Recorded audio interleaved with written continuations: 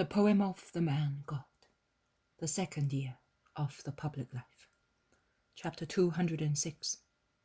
The Parable of the 10 Virgins and the Parable of the Royal Wedding.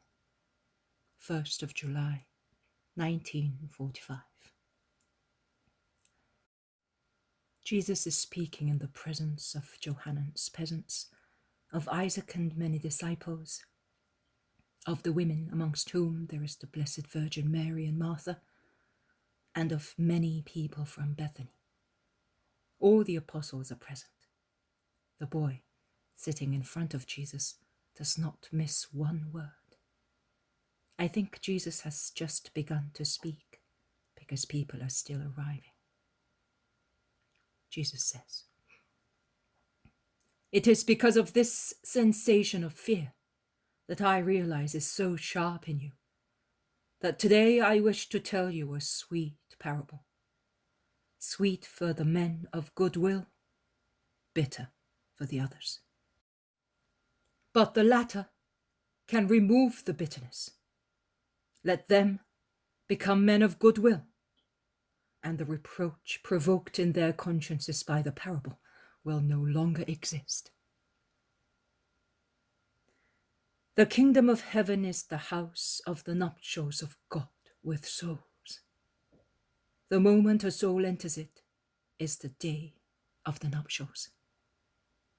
Now listen, it is a custom with us that virgins escort the bridegroom when he arrives, to take him with lights and songs to the nuptial house together with his sweet bride. When the procession leaves the house of the bride, who, wearing a veil and deeply moved, turns her steps to the place where she will be queen, that is, to a house which is not hers, but will become hers the moment she becomes one body with her husband. The procession of the virgins, who are generally friends of the bride, runs to meet the happy couple, forming a circle of lights around them. Now it happened that in a town there was a wedding. While the bride and bridegroom were making merry with relatives and friends in the house of the bride, 10 virgins went to their place, that is, to the hall in the groom's house, to be ready to go out and meet him when the sound of cymbals and songs warned them that the young couple had left the bride's house to come to the groom's. But the feast in the house of the nuptials was protracted and night fell. As you know, the virgins always keep their lamps lit, so that they do not waste time at the right moment. Now, of these 10 virgins, 5 were wise and 5 were foolish, and all their lamps were lit and shining.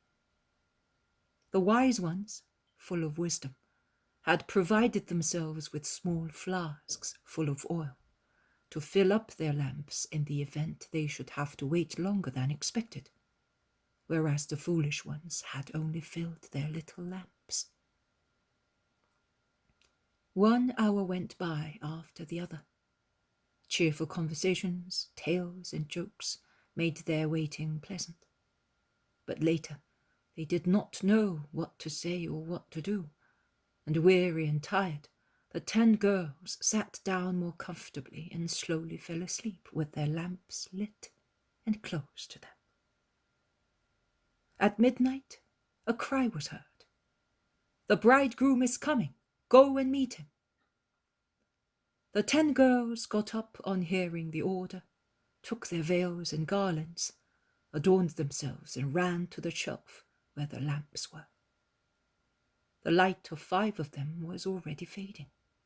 The wicks, no longer sustained with oil, which was finished, were smoky. Their light was becoming fainter and fainter, and they would go out at the least whiff of air.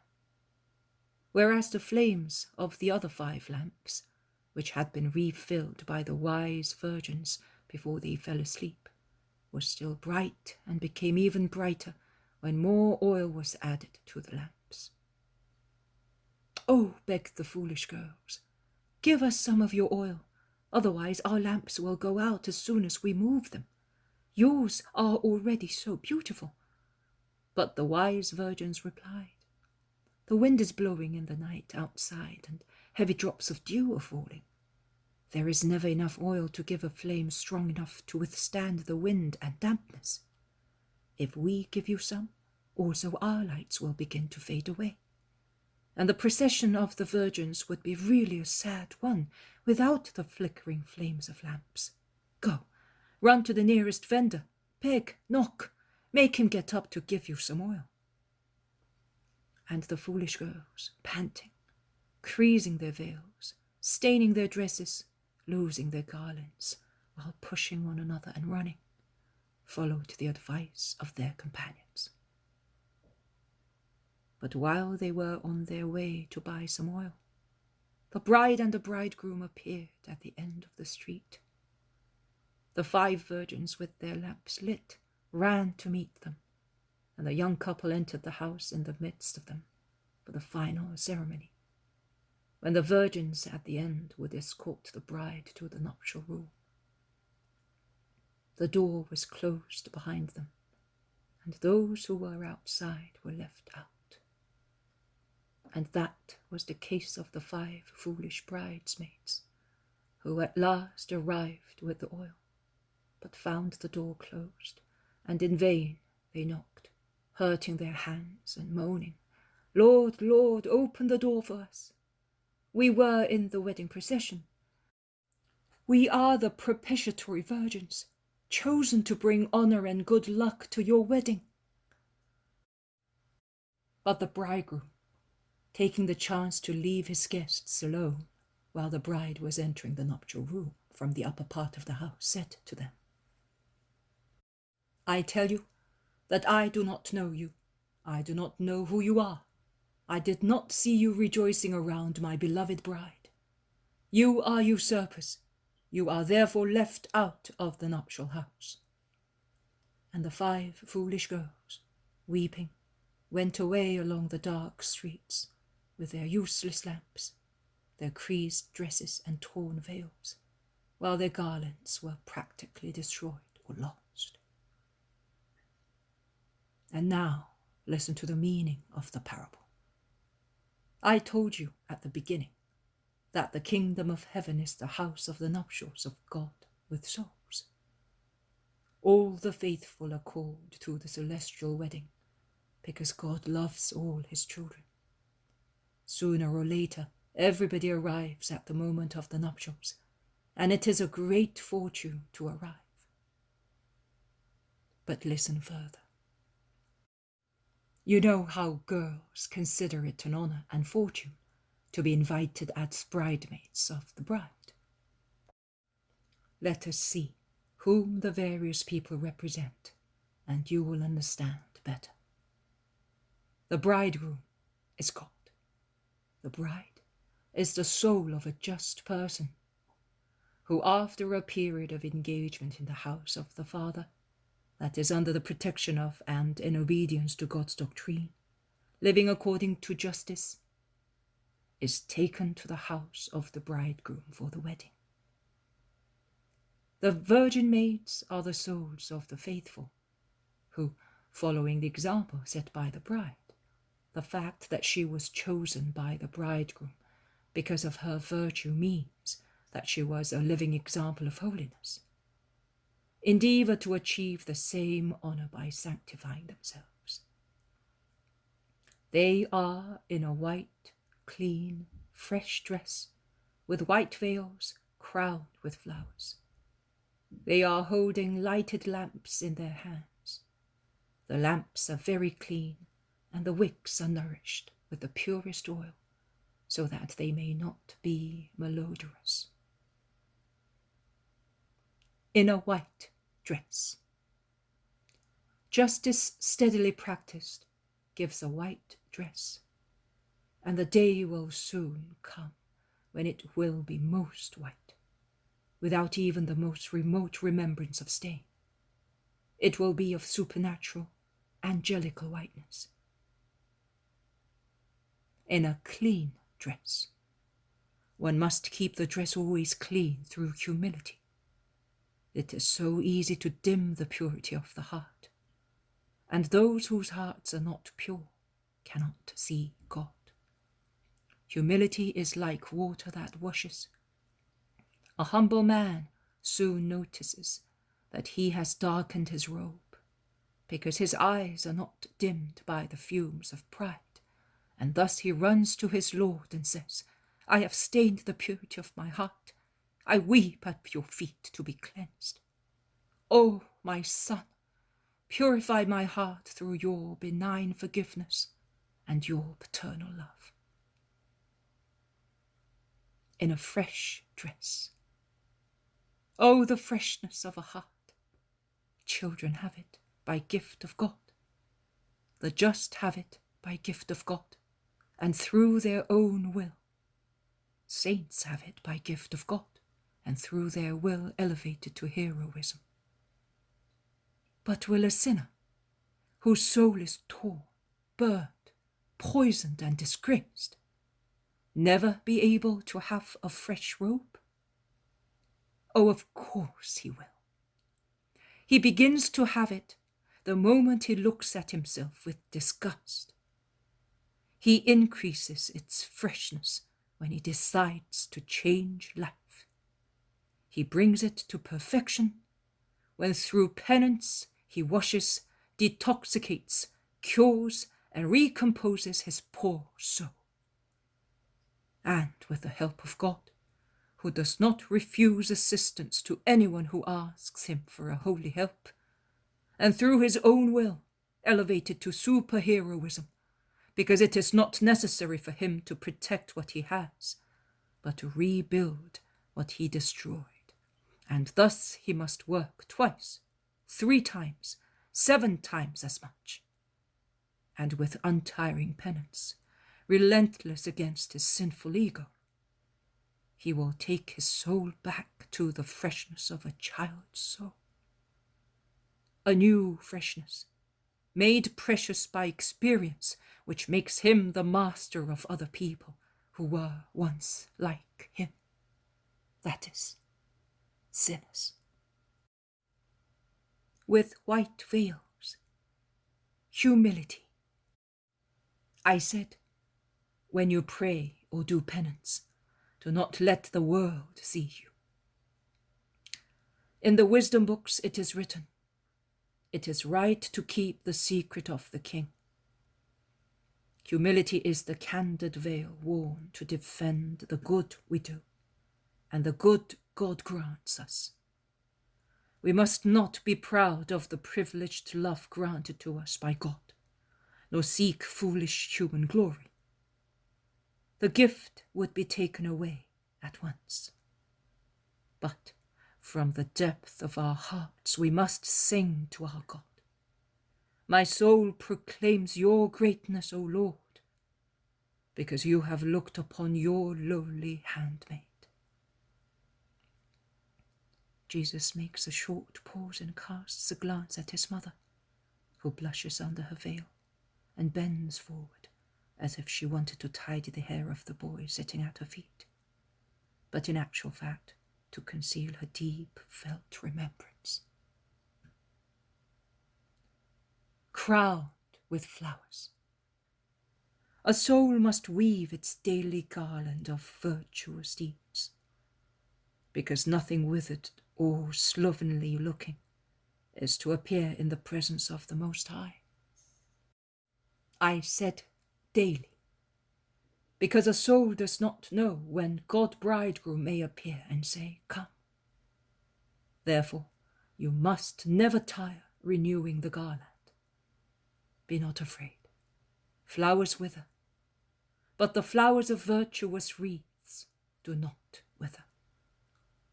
God's angel, whom every man has at his side, picks up these daily wreaths and takes them to heaven. And they will be there at the throne for the new blessed soul when it enters the nuptial house as the bride. They have lighted lamps. They have them to honor the bridegroom and to see the way. How refulgent faith is, and what a kind friend it is. It gives a flame as bright as a star, a flame that smiles, because it is sure in its certainty, a flame that brightens also the instrument supporting it. Also the flesh of man, nourished with faith, seems to become brighter and more spiritual, even in this world, free from premature withering. Because he who believes holds on to God's words and commandments in order to possess God, his ultimate aim, and therefore he shuns corruption, is not perturbed or afraid, feels no remorse, is not compelled to make an effort to remember lies or to conceal evil deeds, and remains young and handsome by means of the beautiful incorruptibility of saints. Flesh and blood, mind and heart, free from lust to contain the oil of faith, to give light without smoke, a constant will to feed that light forever. Everyday life with its disappointments, ascertainments, contacts, temptations, disagreements, tends to diminish faith. No, it must not happen. Go every day to the source of the sweet, sapiential oil of God. A lamp with little oil can be put out by the least puff of wind or by the heavy dew of the night. The night, the hour of darkness, of sin, of temptation, comes for everybody. It is night for the soul. But if the soul is filled to the brim with faith, its flame cannot be put out by the wind of the world or by the fog of sensuality.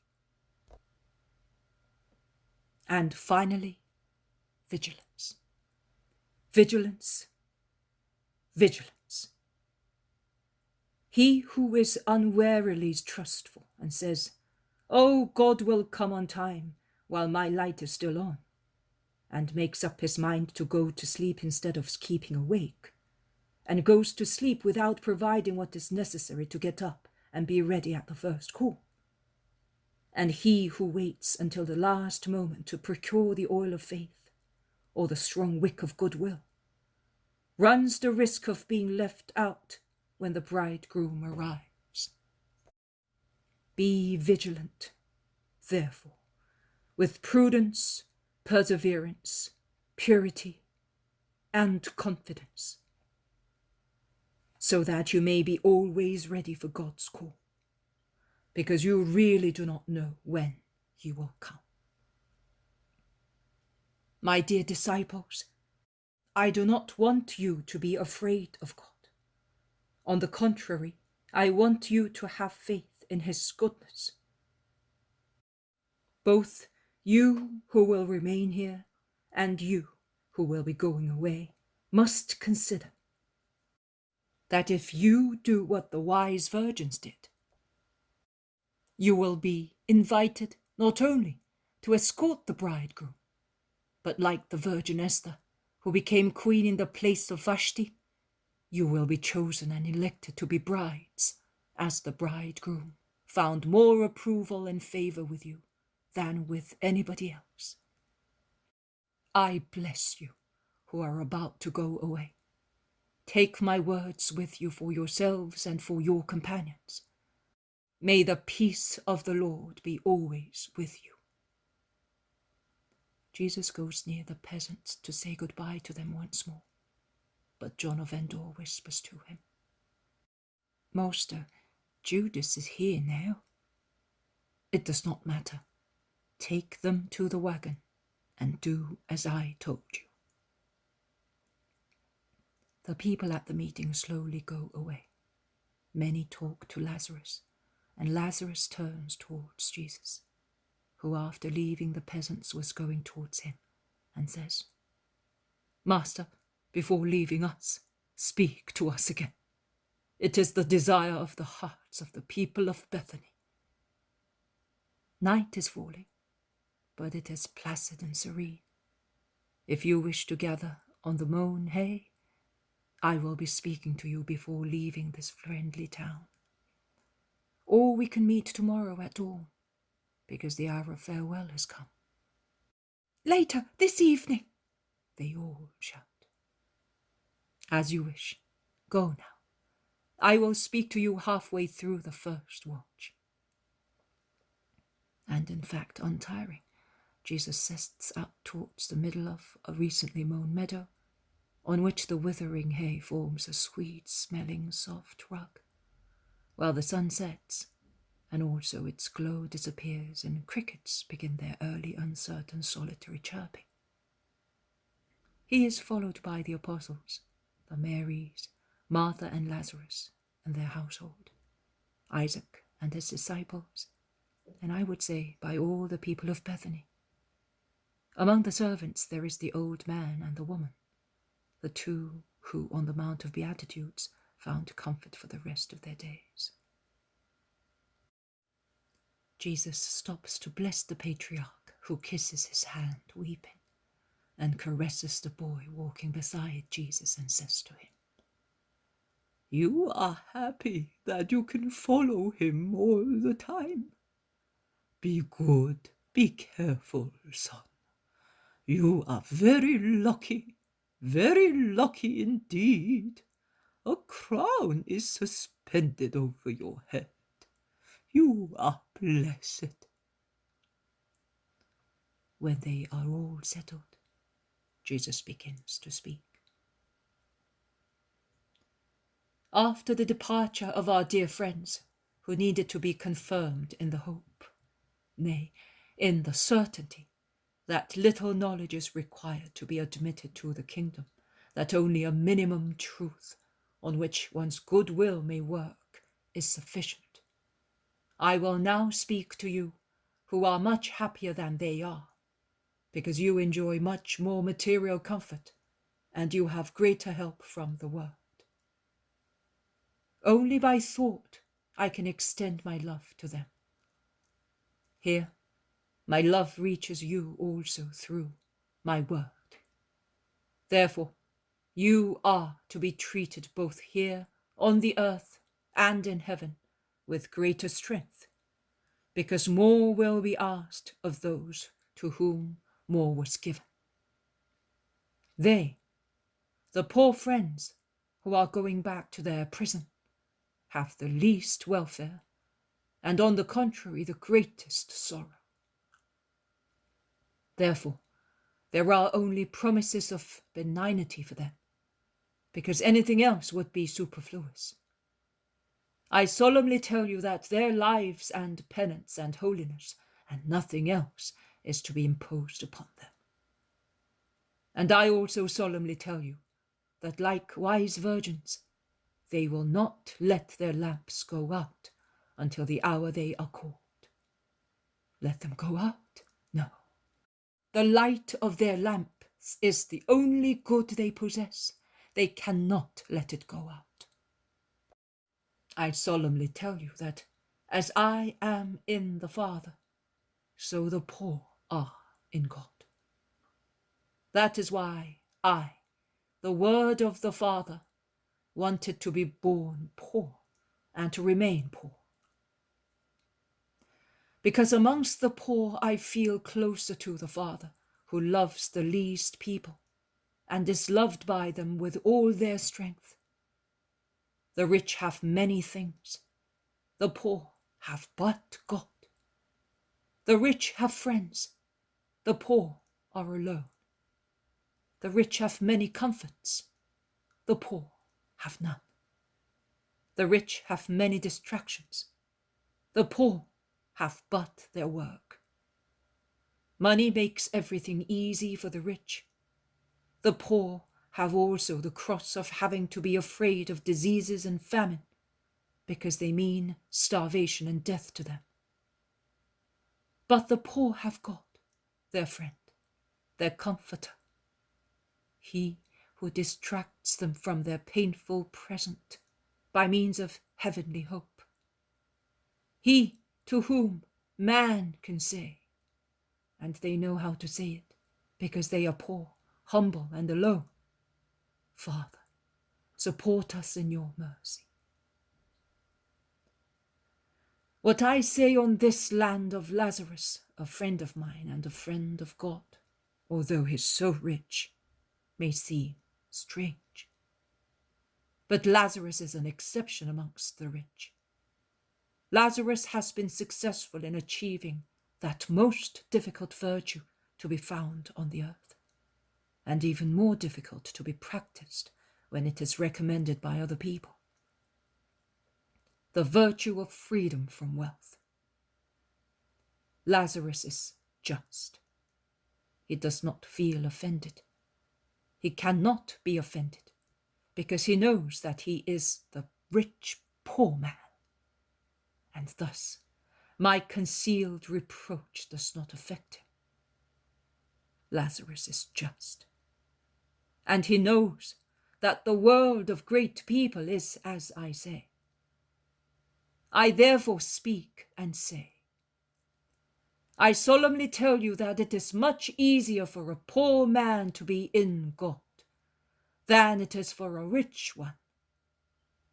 And in the heaven of my Father and yours, many seats will be occupied by those who on the earth were despised because they were the least amongst men, like trodden dust. The poor keep in their hearts the pearls of the words of God.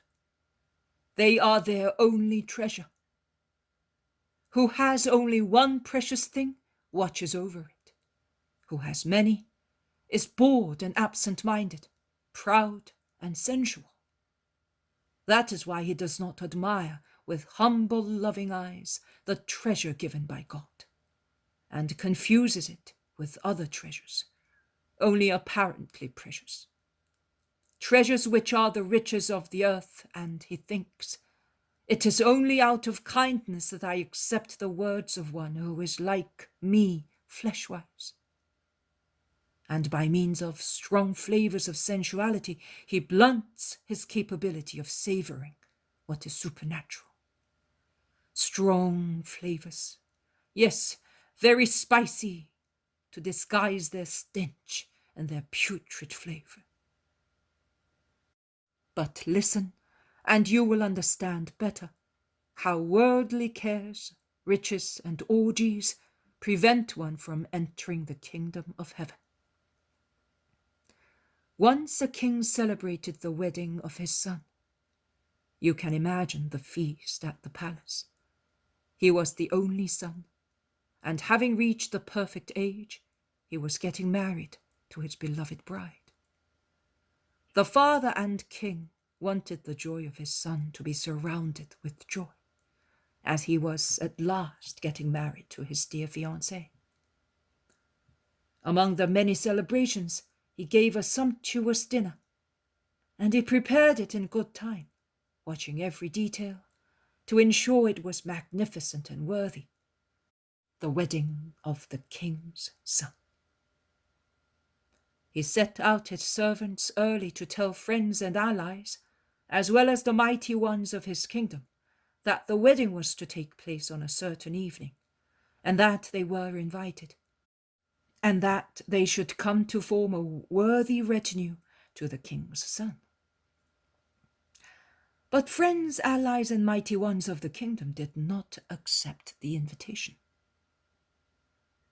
The king then, doubting that the first servants had not spoken clearly, sent out some more, who should insist, saying, "Please do come.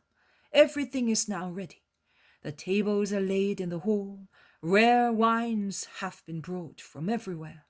Oxen and fattened cattle are already in the kitchen to be cooked.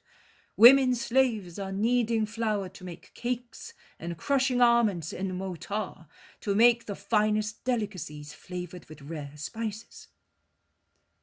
The most clever dancers and musicians have been engaged for the feast. Come, therefore, or all the preparations will be useless." But friends, allies, and great ones of the kingdom either refused and said, "We have other things to do," or pretended to accept the invitation, but then they attended to their own matters, some to their fields, some to their business, some to even less noble affairs. And finally, there were some who, bored with so much insistence, took the servant of the king and killed him to keep him quiet, as he insisted, saying, "Do not refuse the king's invitation, or you may find yourself in trouble." The servants went back to the king and reported the situations, and the king flared up in a temper and sent his soldiers to punish the murderers of his servants and chastise those who had scorned his invitation, whilst he intended to reward those who had promised to come. But at the fixed hour on the evening of the feast, no one came. The king was very angry. He called his servants and said to them, "On no account my son will be left without people who will give him a hearty welcome on the evening of his wedding.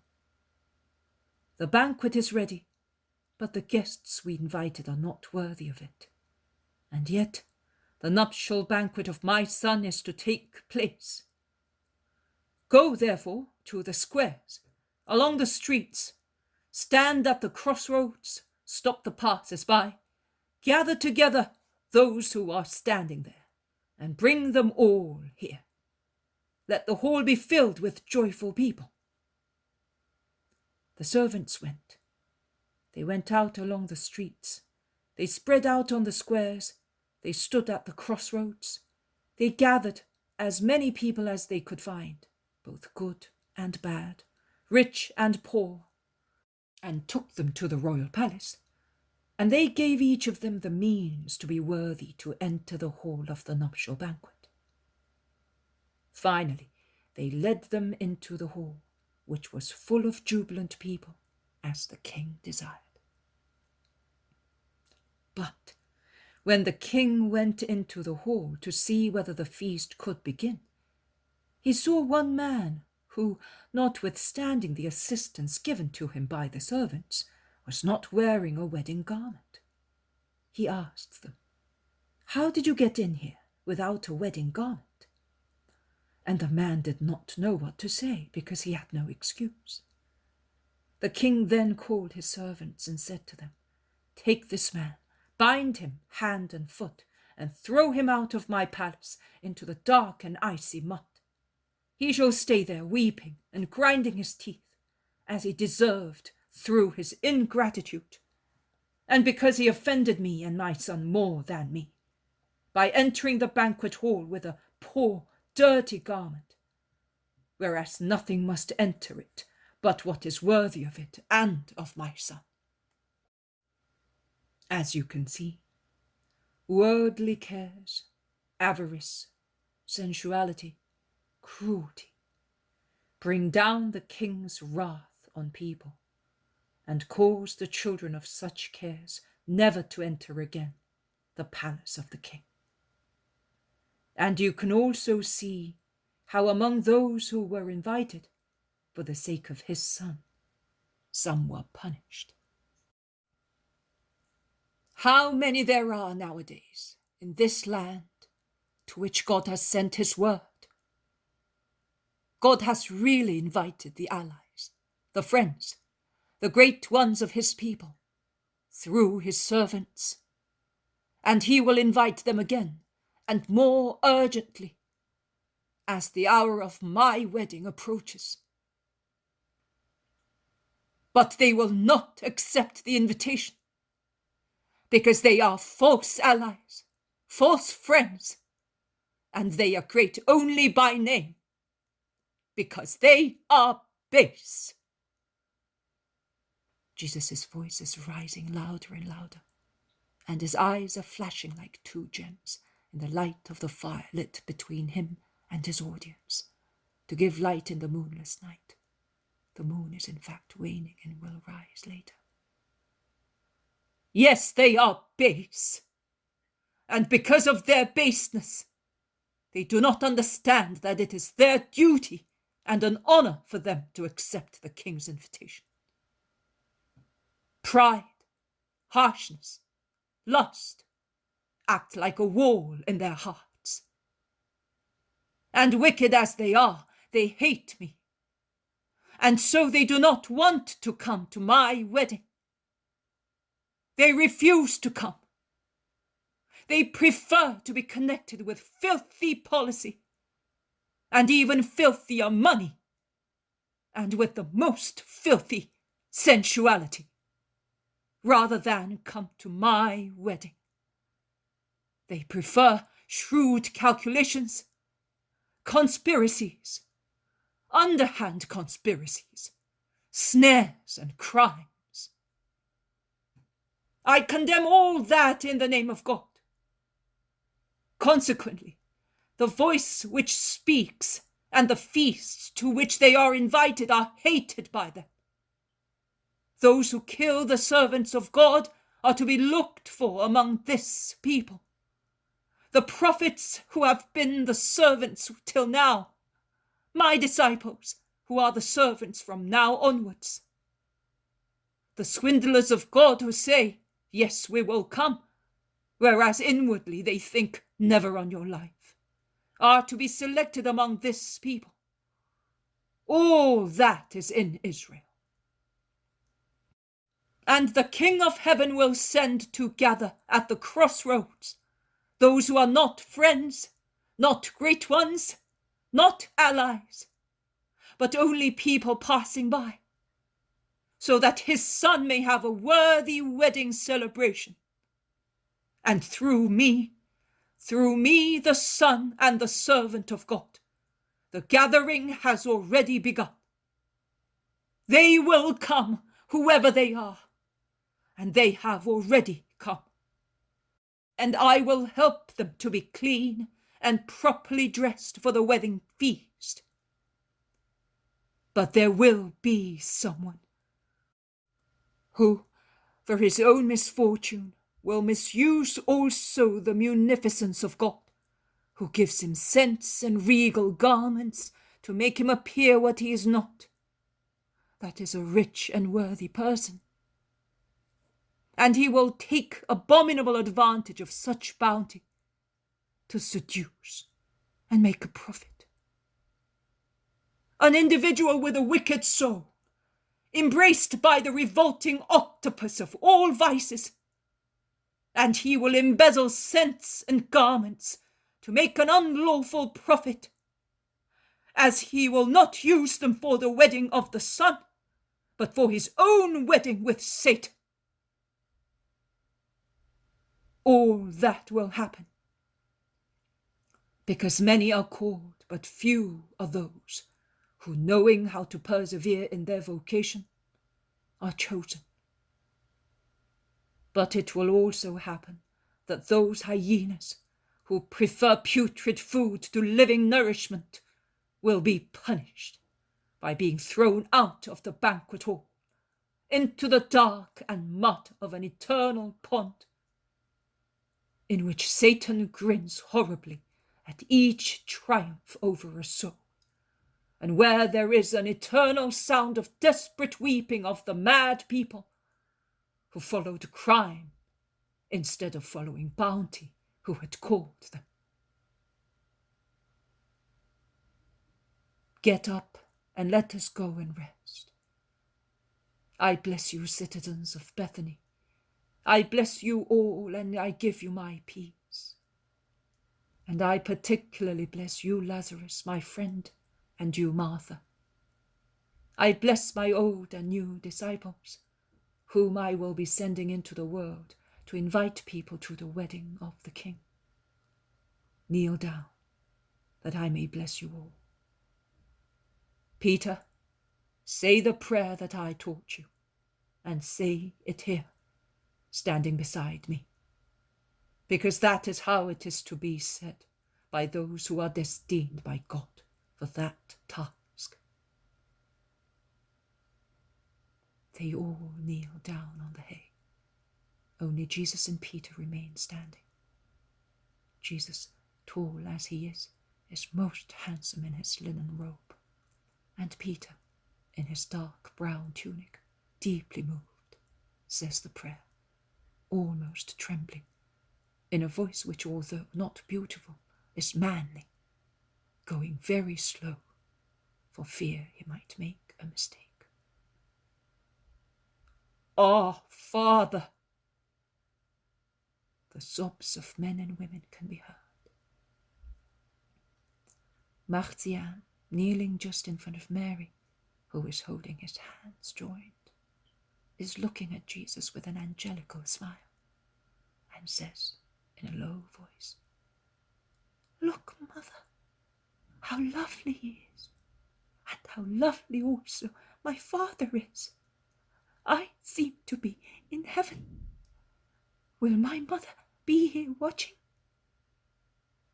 And Mary, in a whisper, ending in a kiss, replies, "Yes, my dear, she is here, and she is learning the prayer." "And what about me? Will I learn it?" "She will whisper it to your soul while you sleep, and I will repeat it to you during the day." The boy bends back his little dark-haired head, resting it on Mary's breast, and remains thus while Jesus blesses with the solemn Mosaic blessing. Then they all get up and go to their homes. Only Lazarus follows Jesus, entering Simon's house with him, to remain a little longer together. All the others come in as well. The Iscariot places himself in a semi-dark corner and looks mortified. He dare not go near Jesus with the others. Lazarus congratulates Jesus. He says, "Oh, I am sorry to see you go away, but I am happier than I would have been had I seen you go away the day before yesterday." "Why, Lazarus?" "Because you looked so tired and sad. You did not speak, and you hardly ever smiled. Yesterday and today you have become, once again, my kind, holy master, and that makes me so happy." "I was so, even if I was quiet." "You were, but you are serenity and word. That is what we want from you. We drink our strength at those sources, and now those sources seemed to be dried up. Our thirst was painful. You see that also the Gentiles are amazed, and they have come looking for them." The Iscariot, whom John of Zebedee had approached, dares to speak. "Of course, they inquired also of me, because I was very often at the Antonia, hoping to see you." "You knew where I was," replied Jesus briefly. "I did, but I was hoping you would not disappoint those who were expecting you. Also the Romans were disappointed. I do not know why you behaved like that." "And you are asking me? Are you not aware of the humor of the Sanhedrin, of the Pharisees, and of others as well, with regard to me?" "What? You were afraid?" "I was disgusted. Last year, when I was alone, all by myself against the whole world, which did not even know whether I was a prophet, I bore evidence that I was not afraid. And you were a conquest of that audacity of mine. I spoke openly against a whole world of howlers. I caused the voice of God to be heard by a people who had forgotten it. I cleansed the house of God of the material filth in it, without any hope of purifying it of the more serious moral filth nesting in it, because I am not unaware of the future of men. But I had to do my duty because of my zeal for the house of the eternal Lord, which has been converted into a place where swindlers, usurers, and thieves board. And I did it to rouse from their torpor those whom centuries of priests' carelessness had caused to fall into spiritual lethargy. It was a cry to gather my people and take it to God. This year, I have come back, and I saw that the temple is still in the same. It is even worse. It is no longer a den of thieves, but a place of conspiracy. It will later become the center of crime, then a brothel, and finally, it will be destroyed by a power greater than Samson's, crushing a caste unworthy of being called holy. It is useless to speak in that place where I would remind you I was forbidden to speak. Faithless people whose poisoned leaders dare to forbid the word of God to speak in his house.